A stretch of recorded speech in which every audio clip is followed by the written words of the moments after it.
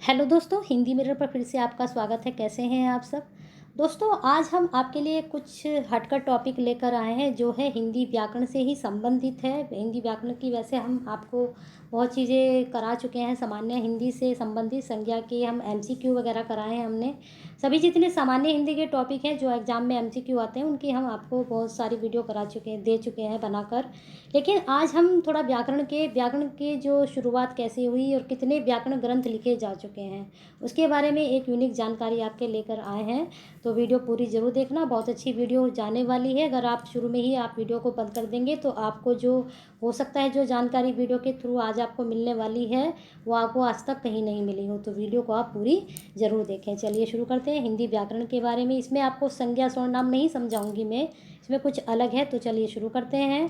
पहले हम जो है व्याकरण के बारे में जानेंगे कि व्याकरण की शुरुआत कैसे हुई, कहाँ से हुई। तो व्याकरण का जो शब्दानुशासन, व्याकरण को हम क्या कहते हैं, शब्दानुशासन भी कहते हैं, शायद नहीं पता होगा। भाषा के नियमों के व्याकरण से समझा जा सकता है। व्याकरण का कार्य भाषा को नियमबद्ध करना होता है। प्रत्येक भाषा का अपना व्याकरण होता है। ये जानकारी थोड़ा हटके है, आप ये मत समझना कि यहाँ पर मैं व्याकरण की परिभाषा समझा रही हूँ या कुछ और बता रही हूँ। तो थोड़ा आप इसको समझिए। जिसका अनुसरण भाषा को करना पड़ता है। व्याकरणिक नियमों को अवहेलना करने से भाषा अशुद्ध हो जाती है। इसलिए व्याकरण भाषा पर व्याकरण का अंकुश रहना अनिवार्य है। तो इतनी तो जानकारी हमने प्राप्त की कि व्याकरण क्या है। व्याकरण को शब्दानुशासन भी कहते हैं, शब्दानुशासन भी कहते हैं। और व्याकरण का कार्य क्या होता है, भाषा को नियमबद्ध करना होता है। प्रत्येक भाषा का, जितने भी हमारे यहाँ देश में भाषाएं हैं उन सब का अपना व्याकरण है। चाहे आप संस्कृत पढ़िए, चाहे आप तेलुगु पढ़िए, चाहे आप तमिल पढ़िए, चाहे कोई सी भी लैंग्वेज पढ़िए, कोई सी भी भाषा पढ़िए, उर्दू पढ़िए, सबकी अपनी व्याकरण होती है।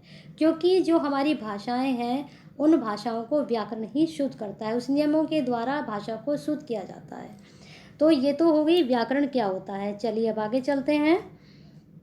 अब हम लेंगे हिंदी के प्रमुख व्याकरण ग्रंथ। शायद जो व्याकरण ग्रंथ हैं कोई भी नहीं जानता होगा। व्याकरण के बारे में सभी जानते हैं कि संज्ञा, सर्वनाम, कारक, समास सभी जानते हैं, संधि। लेकिन व्याकरण के ऊपर कितने ग्रंथ लिखे गए हैं, यही मेरा मोटो था। आपको शुरू में मैंने कहा था कि वीडियो आपकी कुछ अलग जाने वाली है, इसमें कुछ महत्वपूर्ण जानकारी है। तो यही महत्वपूर्ण जानकारी है कि इसमें मैं आपको हिंदी के प्रमुख जो व्याकरण ग्रंथ लिखे जा चुके हैं उनके बारे में मैं आपको आज बताऊंगी। चलिए शुरू करते हैं। हिंदी भाषा के व्याकरण ग्रंथों का इतिहास बहुत पुराना है।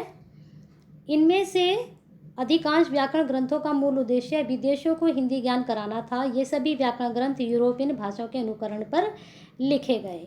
तो समझ में आया कि जो हमारा जो व्याकरण ग्रंथ का इतिहास है वो बहुत पुराना है, परंतु जो पहले व्याकरण लिखे गए वो सभी यूरोपियन भाषाओं के अनुकरण का यानी कि उनका अनुकरण किया, तब वो लिखे गए, उनको फॉलो किया उन्होंने।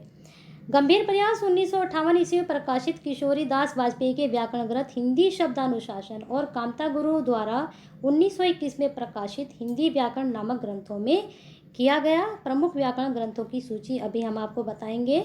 अभी ये चीज़ आपकी समझ में आ गई होगी कि जो प्रथम प्रयास किया गया वो 1958 में किशोरी दास वाजपेयी के द्वारा किया गया, जिसका नाम था हिंदी शब्दानुशासन। आपको शुरू में ही बताया था कि व्याकरण को शब्दानुशासन भी कहा जाता है।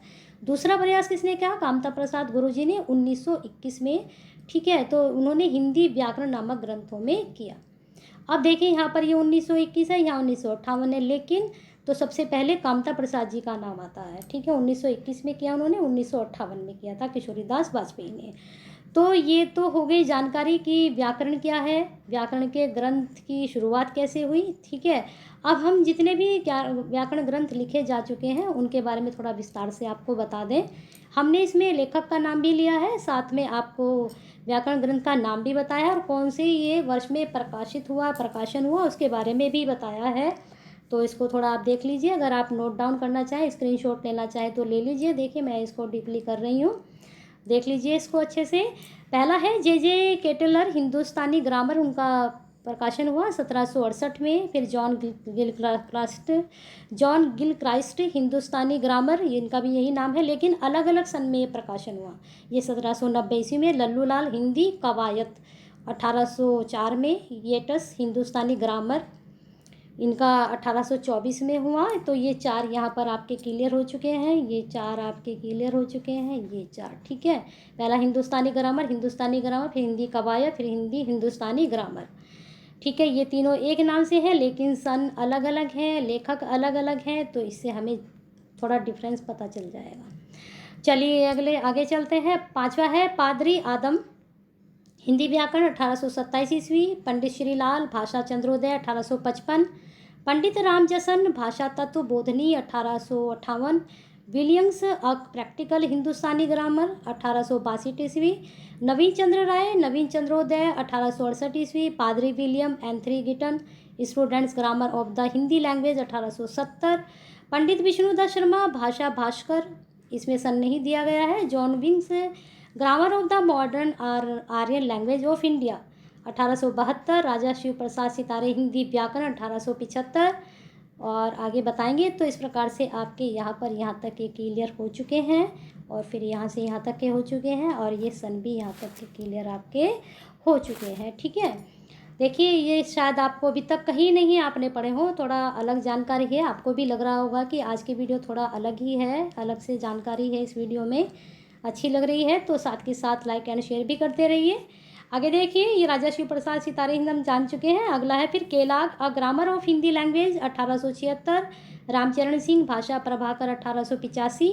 पंडित कामता प्रसाद गुरु, हिंदी व्याकरण 1921। अभी आपके इसके बारे में हमने समझाया भी था।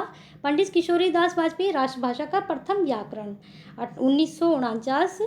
फिर है दूलीचंद्र, हिंदी व्याकरण 1950। पंडित किशोरी दास वाजपेयी, हिंदी शब्द अनुशासन, ये अभी आपको बताकर आए हम। ये कामता प्रसाद जी के बारे में भी आपको समझाया ऊपर हमने, इनका 1958 में, ठीक है। तो ये आपका हो चुका है।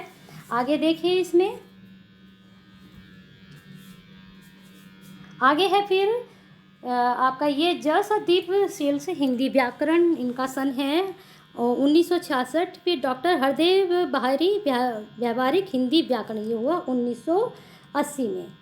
तो इस प्रकार से आपके ये हो चुके हैं हिंदी व्याकरण से संबंधित जितने भी मैंने आपको ये व्याकरण के ग्रंथ बताए हैं, इनको आप जो है नोट डाउन ज़रूर करिए। अगर आपको लगता है कि आपको इनका स्क्रीनशॉट लेना चाहिए तो मैंने थोड़ा जूम करके भी आपको दिखा दिया है। हिंदी व्याकरण की ये जानकारी आप ज़रूर नोट डाउन करिए। ये व्याकरण के ग्रंथ आपको कहीं भी नहीं मिलेंगे। मैंने इसमें कम से कम आपको 13, 14, हाँ 21 मैंने व्याकरण ग्रंथ बताए हैं। उनको नोट डाउन ज़रूर कर लीजिए। अगर वीडियो पसंद आई है तो ज़्यादा से ज़्यादा लाइक एंड शेयर कीजिए।